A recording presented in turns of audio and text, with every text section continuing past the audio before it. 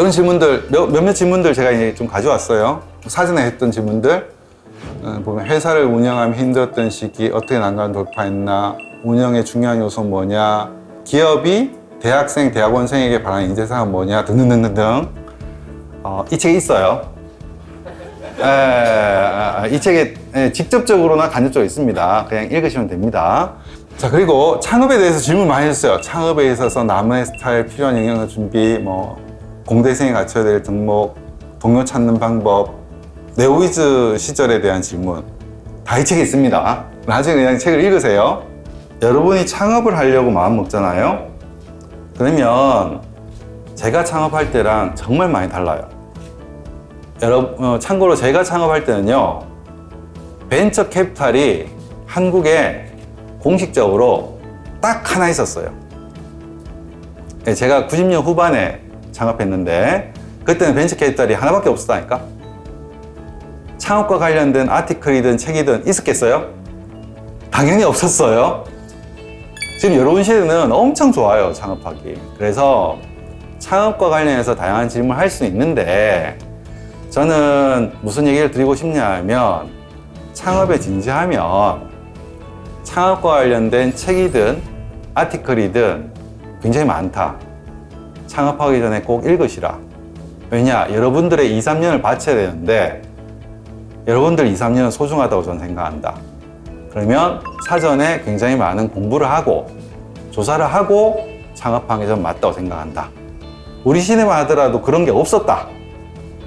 그러니까 어쩔 수 없이 맨바닥에 헤딩을 할 수밖에 없었는데 여러분 세대는 그렇지 않다.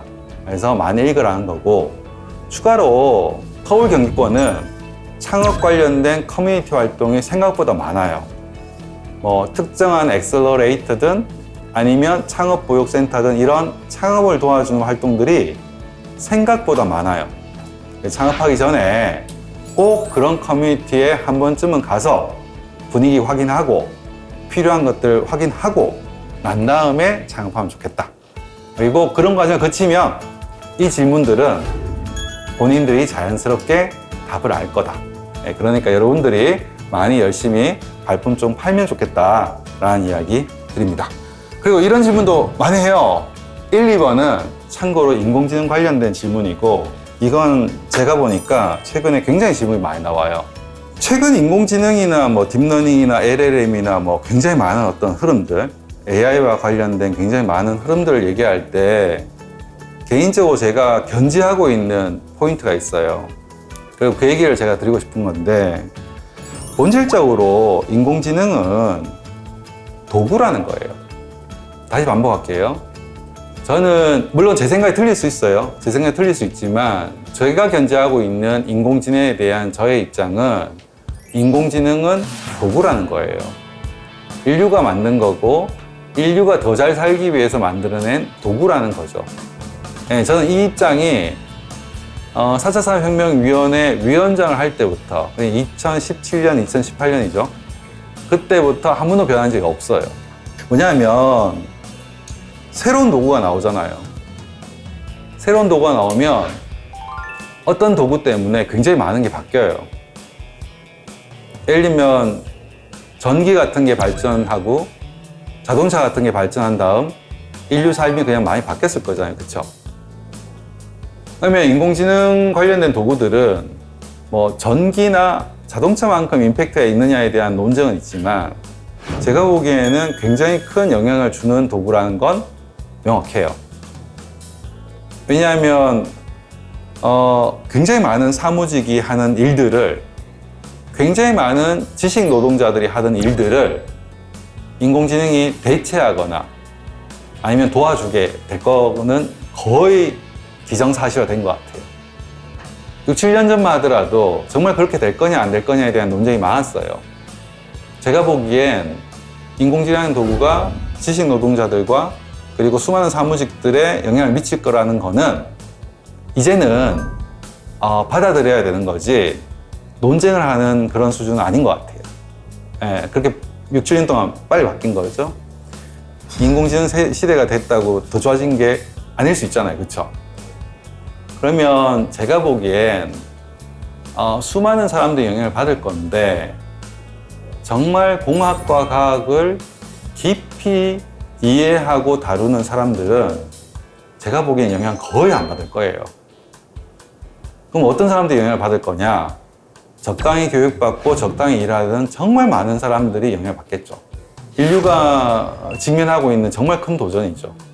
특히 여러분 세대로 보면요, 정말 많은 일자리가 영향을 받는다고 봐야 되는 거거든요. 그러니까 여러분들이 직접 목도하고 겪는 현실일 수 있는 거예요. 근데 어쨌든 그 도구를, 모든 도구가 나올 때 똑같아요. 도구를 잘 받아들이고 그 사회가 발전할 수 있으면 그 사회는 번영하게 되는 거고요. 못 받아들이면 아쉽지만 그 사회는 또 도태되는 거예요. 그게 인류 역사가 계속 반복되고 있는 것 같거든요. 저 개인적으로 생각할 때는. 그래서 저는 여기 계신 많은 분들이 인공지능이라는 정말 새로운 도구를 잘 받아들이고 한국 사회가 그걸 잘 수용할 수 있도록 발전시키고 여러분들도 함께 발전하고 해서 우리 사회가 같이 좀 번영할 수 있는 그런 게 됐으면 좋겠다라는 생각 개인적으로 많이 가지고 있고요. 크래프톤도 그래서 정말 많은 투자를 하고 있어요. 물론 크래프톤은 게임, 엔터테인먼트 회사니까 원천 기술을 막 굉장히 많이 개발하는 회사는 아니에요. 근본적인 원천 기술보다는 저희 업에 맞는 것들을 주로 리서치하고 디벨롭해서 적용한 것들을 많이 하고 있다. 이렇게 보시면 될 것 같고, 게임 제작의 생산성을 높이거나, 왜냐하면 도구니까 생산성을 높이거나, 아니면 이건 새로운 도구니까 새로운 도구로 새로운 재미를 찾는 데 집중하고 있다. 크래프톤은. 그래서 기본적으로 크래프톤의 인공지능 관련된 조직은 지금도 뭐 사람을 열심히 뽑고 있지만 작지만 탄탄하고 꾸준히 성장하는 팀으로 저희가 계속 가고 있다. 이렇게 딱 생각하시면 될 것 같습니다. 프로그래밍 업계도 마찬가지예요. 제가 이제 크래프톤 정글이랑 카이스트 정글 가면 질문들이 많이 나오거든요. 왜냐하면 본인들이 일자리 생길 수 있느냐, 일자리 갈 수 있냐 이런 질문 많이 하니까. 근데 정글에서 가르치는 건요, 제가 늘 반복해서 얘기하는데 폰 노이만 스트럭처라는 건 변한 적이 없어요. 디지털이라는 것도 변한 적이 없어요. 오퍼레이팅 시스템도 지난 3, 40년간 거의 변함이 없어요. 물론 업데이트 된 건 많아요. 개선된 건 많지만 기본적인 것들이 거의 변함이 없다고. 데이터 스트럭처, 알고리즘, 네트워크 등등등에 대한 것도 지난 20년 동안 거의 변한 게 없어요. 거의 변하지 않은 것들을 정말 잘하는 게 생각보다 어려워요. 그래서 그런 기초나 기본을 갖다 굉장히 강조하는데, 그런 기초나 기본을 제대로 하고 깊게 하는 사람들은 인공지능 시대에도 여전히 즐겁게 할 일들은 많겠죠. 근데 그런 소위 말해 트렌드들, 예를 들면 여러분 뭐 자바 막 얘기하잖아요. 자바 같은 언어. 자바가요, 제가 91학번인데 95년도에 자바를 제가 처음 썼어요. 자바 처음 쓰고 난 다음에 욕을 했어요, 제가. 이런 거지 같은 언어가 있냐. 효율이 너무 안 나오니까. 그 당시에 주요한 언어가 뭐예요? C++. 요즘 막 C나 C++ 접하면 어떻게? 이런 비인간적인 언어가 있냐. 뭐 이렇게 되는 거잖아요. 그렇죠? 그래서 어떻게 보면 그런 아주 기초적이고 기본적이고 깊은 것들은 여전히 공학적으로 의미가 있다. 이렇게 일단 이해해 주시면 좋을 것 같고, 프로그래머들도 마찬가지로 그렇게 기초나 기본을 깊고 넓게 이해한 사람들은 계속 살아남을 거다라고 저 개인적으로 생각하죠. 그래서 정글에서도 이제 그런 방향으로 굉장히 많이 얘기한다. 일단 이렇게 이해하시면 될 것 같습니다. 전공의 경영, 경제 등 다양한 분야 지식이 필요한데 맞죠? 어려움은 없나? 제가 그 젊은 분들한테 늘 하는 얘기가 있어요. 공학이랑 과학은요, 본질적으로 인간에 대한 학문이 아니에요. 다시 반복할게요. 공학은 자연에 대한 얘기예요. 그래서 이게 상식적이지 않은 것들이 많아요. 경영은 뭘까요? 경영은 본질적으로 사람에 대한 질문이에요. 인문학이잖아, 그치? 나이 들수록 잘할 수밖에 없어요. 공학과 과학은 나이 든다고 잘한다는 보장이 없어요. 경영은 그렇지 않아요. 나이 든 분들이 훨씬 잘해요. 왜?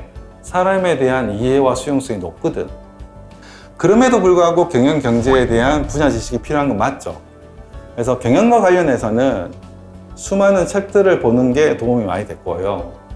경제와 관련해서는 제가 경제 주간지랑 이런 거를 읽기 시작한 게 지금 이제 거의 15년이 넘었을 거예요. 10년은 가볍게 넘었어요. 근데 거의 안 빠지고 읽었어요. 한 10년쯤 읽잖아요. 똑같은 게 반복이 됩니다. 그러면 대강은 알아들어요. 전문적이지는 않지만 전문가가 이야기한 걸 이해는 한다는 거지. 그러면 누구랑 같이 할지 정도는 결정할 수 있는 거죠. 그렇게 일을 하고 있다고 보시면 될 것 같고요. 대학원 진학 관련해서는 대학원이 좋을 수도 있고 안 좋을 수도 있어요. 그래서 내가 리서치를 더 하거나 아니면 교육계로 가거나 고등교육계로 가거나 이런 것들이면 대학원은 정말 좋은 길이죠. 그런데 뭐 석사를 더 한다고 기업에서 더 잘 뽑고 이런 세상은 이제 아니거든요. 근데 박사하는 건 긴 시간을 들여야 되잖아. 그치? 그러면 그 박사 과정이 본인 삶에 정말 의미가 있어야 돼요.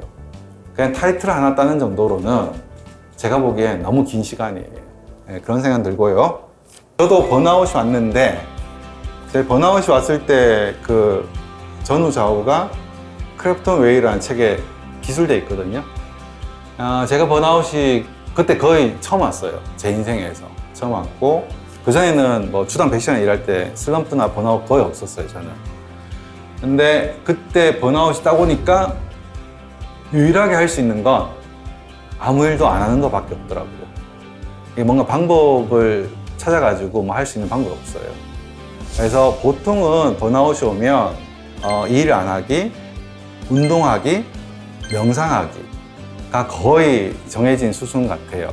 그래서 어떻게 보면 슬럼프를 빠졌을 때 슬럼프를 단기적으로 빨리 극복하겠다라고 하는 행위가 오히려 더 상황을 안 좋게 만들 수도 있는 것 같아요. 그래서 그런 경우는 주변의 도움을 받는 거에 좀 수치스러워 하지 않으셨으면 좋겠어요. 누구나 슬럼프가 오는 거고 누구나 번아웃이 오는 거예요. 그럴 때 도움을 요청하는 것 또한 저는 올바른 자세라고 생각하거든요. 그럴 때 크래프톤 웨이에서도 저랑 같이 일하는 사람에게 저는 도움을 요청했고 그게 잘 된 케이스인데 어쨌든 누구나 슬럼프나 번아웃은 온다.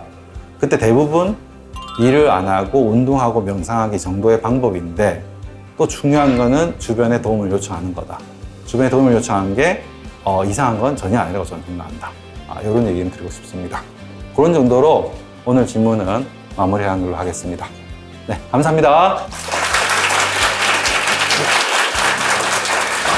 저는 기계공학부 재학하면서 기술 창업 쪽으로 꿈꾸고 있었는데 위장님께서 굉장히 다양한 창업 경험들에 대해서 어떤 식으로 접근하면 좋을지 그다음에 그러한 창업 경험들을 쌓기 전에 먼저 가져가야 할 마음가짐에 대해서 말씀해 주셔가지고 굉장히 뜻깊게 들었습니다. 좀 의장님이 선택할 수 있는 그런 기준과 가치관 같은 게 저한테는 굉장히 와닿게 느껴졌어요. 그리고 저는 좀 안정한 삶을 추구하기 때문에 컴포트 존에서 벗어나는 거를 좀 어려워했어요. 그래서 거기에서도 벗어날 수 있도록 좀 노력할 수 있는 계기가 된 것 같아요. 대기업은 의장님을 실제로 이렇게 만나뵐 수 있는 게 처음이기도 하고 이런 자리를 처음 오게 돼서 되게 영광이었던 자리였습니다. 저는 너무나도 추천하고 왜냐하면은 이제 다른 사람들이 이걸 통해서 그분의 생각과 안 그러면 자신이 살아가는 데 있어서 되게 좋은 조언을 많이 얻을 것 같아요. 그리고 질문을 통해서 저희가 뭘 얻을 수 있는지를 되게 많이 깨닫고 얻어갈 수 있는 자리라고 생각해서 많이 추천합니다.